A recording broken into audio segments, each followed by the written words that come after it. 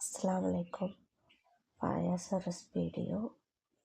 சட்டி எடுத்துக்கணும். 3 டீஸ்பூன் எண்ணெய் சேர்த்துக்கணும். பாஸ்மதி அரிசியை ஊற வச்சு அரைச்சி 1-2 அரைச்சிக்கணும். அதை நெய்யில் வறுத்துக்கணும்.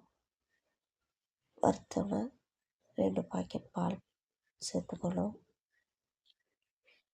பால் கொதித்தோன்னே குங்குமப்பூ சேர்த்துக்கணும்.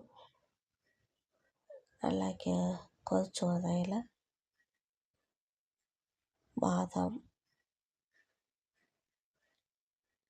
முந்திரி, வால்நட்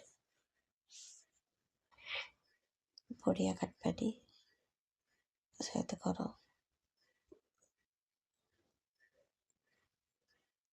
நல்லா கொதிச்சோன்னே மில்க் மேடை சேர்த்துக்கணும். நல்லா கிண்டி விட்டுக்கணும். 2 கரண்டி சர்க்கரை சேர்த்துக்கணும்.